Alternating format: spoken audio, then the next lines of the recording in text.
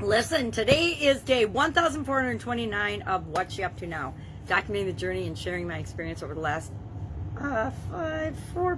almost 5 decades. I hate to say 5 decades. It's been 48 years that I've been involved in businesses in a lot of different industries, 27 different offline industries, and over a quarter century of that simultaneously in corporate America, as well as 2017, I started to learn about the online world and jump into doing things online. And my original intent with this was to just document my journey as I transitioned from the brick and mortar corporate world of business to the online world of business. And it's sort of morphed to just being a daily journal of what I'm doing. I have major vision challenges. I'm actually legally blind. And so I used to journal everything and write everything down and document it. And that started to become hard.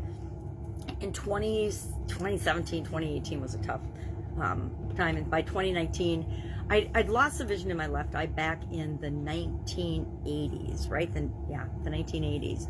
And my right eye, following my sudden cardiac arrest in 2010, in 2011 started to take the same journey. So I had eye surgery and that helped for a while. But over time, my right eye started to deteriorate like my left eye did. And so life is fuzzy and cloudy and bright for me. It's white cloudy. So I have to compensate for that, just like all of us have things we need to compensate for in our life. Maybe it's a belief that we have, or it's an experience that we have that's impacted us, but we all have to figure out what works for us.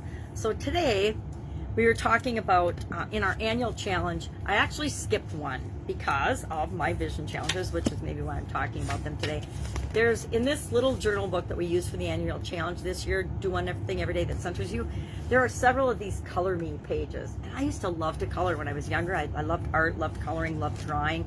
And sometimes I'll still draw with my granddaughters because it's fun, and it's fun to do the colors. And even if I go outside, I don't color and just draw, and it looks funny because my vision's funny, it doesn't matter. But when I get something like this, nowadays, it's like teeny tiny. I don't even know how to describe how tiny it is because I can't see it, but it's super duper teeny tiny shapes and curvy lines and things. I'm not going to try to color this. It would frustrate me to no end. So instead of making me feel good, it says coloring transports me. It would transport me to the La La Land because it would frustrate me so much. So I'm not going to do it. So since I have enough pages to finish the year out, I skipped today. This is the cool thing about leading something. You can choose, and we need to remind ourselves of that anytime.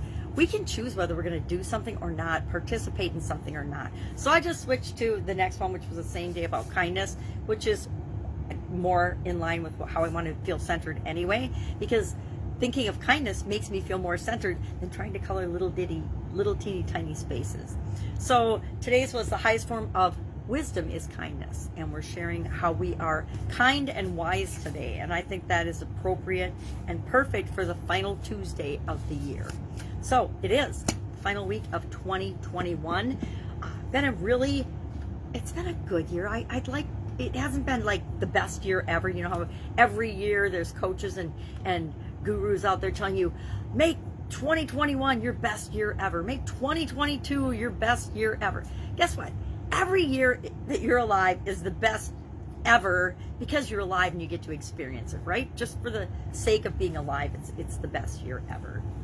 But I wouldn't say that 2021 or 2020 for sure.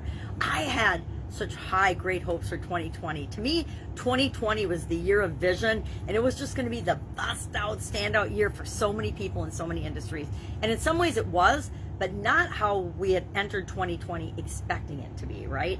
I think it's done. The COVID pandemic, is as horrible as it has been, has created industries, and it's advanced certain industries much more quickly than they would have ever been adopted naturally. So, I don't think that all the negatives balance out or outweigh the positives, but there have been positives. Just with any change or challenge that we face, there's always positives and negatives, and we get to decide which we're going to focus on. I learned a long time ago to decide to focus on what's working so I can create more of it, not on what isn't working, because then I create more of that. If I focus on the negative or what's frustrating me, like coloring teeny things, it could absolutely ruin my experience or ruin my day. Not going to let that happen, so I choose not to participate in it. So our idiom for Supersize Your Business today, we are doing end of the year idioms for this last week of the year. After Christmas Day, I decided, all right, well, I don't want to talk about the holidays or Christmas or cold weather anymore, although we're having a cold snap now here. So I researched and I found that there's at least a dozen, or I think I found 8 or so ending idioms. So we're talking about an idiom that has something to do or has the word end in it till the end of the year. And today's was keep up your end of the bargain, which is a great topic, and I love this topic because it's all about doing what you say you're going to do. If you make a promise, if you make a commitment, you follow through and do it. Now, choose wisely. Don't commit and overcommit to things that you aren't really capable of doing, because that disappoints you and you let yourself down, but you also let other people down that are counting on you, and it makes you seem not trustworthy or consistent or dependable. And how many people like people that aren't trustworthy, consistent, or dependable, or do what they say they're going to do, or make a promise and then go back on that promise? I don't ever want to be that person. So even if it's hard, if I commit to doing something, if I say I'm going to do it, I'm going to show up and I'm going to do it.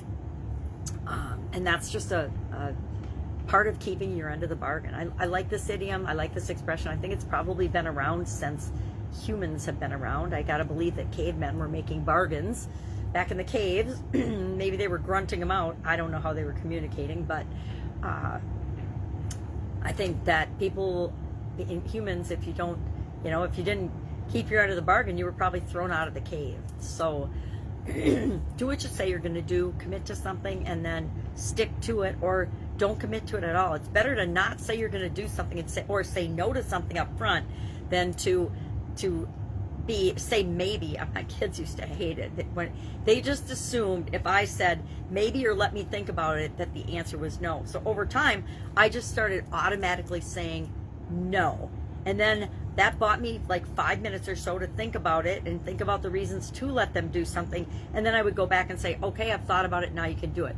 But instead of giving them a maybe and frustrating them, I would just say yes or no. If it was immediate yes, yes. If it was I needed to think about it, I said no to buy myself some time to think about it, because I would hate to have given them hope when it was going to be an absolute no. Because a lot of things that kids ask for, it's absolute no, you're not going to do that.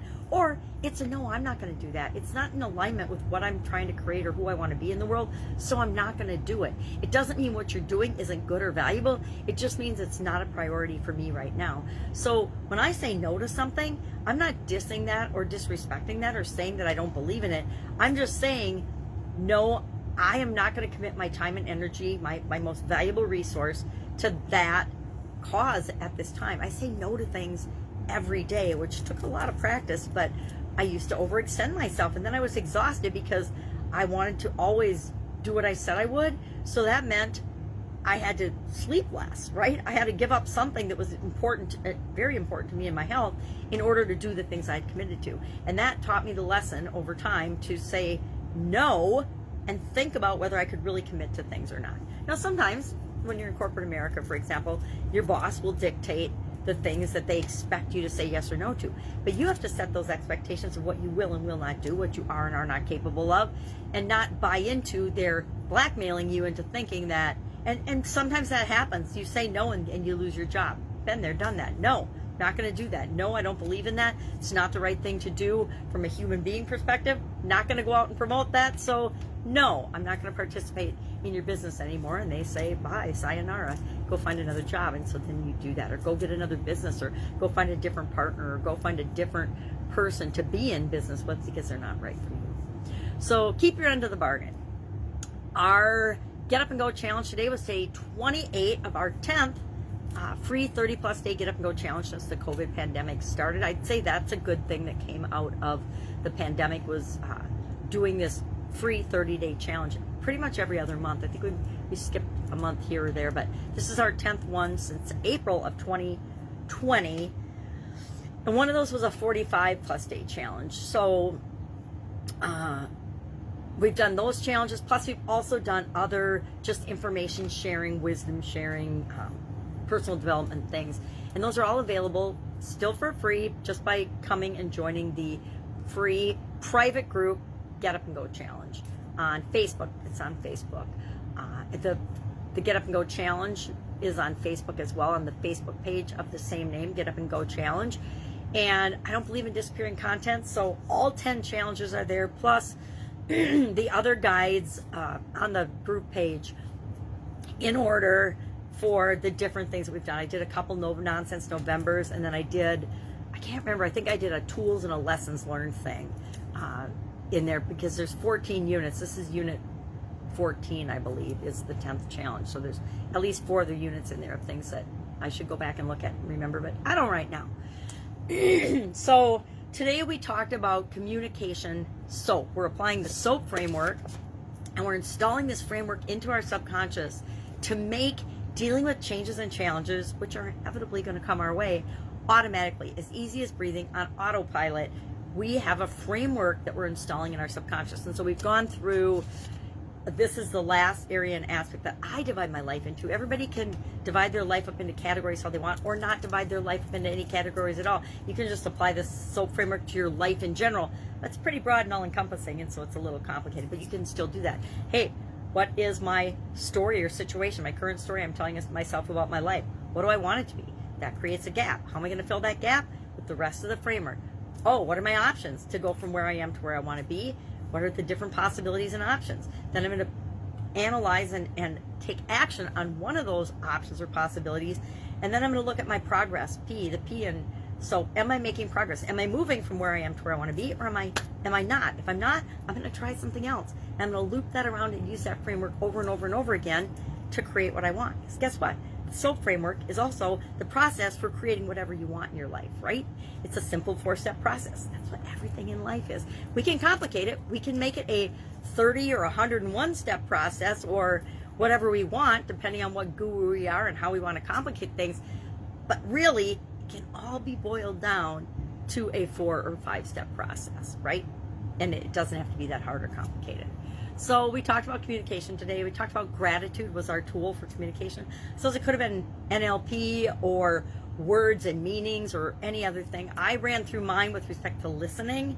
I didn't think ahead of what I should do. So as I was going through the SOAP framework, I used listening as my area to work on, because I always want to become a better and better and better listener.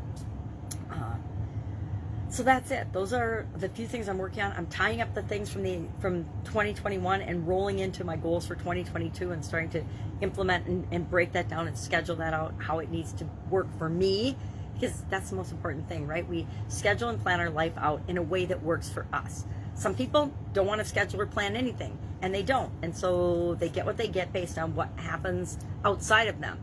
Me, I am in between. I am a broad stroke planner, but then I break the things that are really important to me, my big annual goals, which are based on my 5 and 10 and 20-year legacy goals. I break them down to an annual goal, and I break that annual goal down in smaller and smaller and smaller pieces, to the point where a lot of things are, what do I do every day? And then how do I build those daily things into my life through routines and processes and practices and habits and rituals that I just will do automatically, so I know I'm always making progress toward my annual goals every single day through the things I do. And I check in with weekly, monthly, quarterly goals, etc.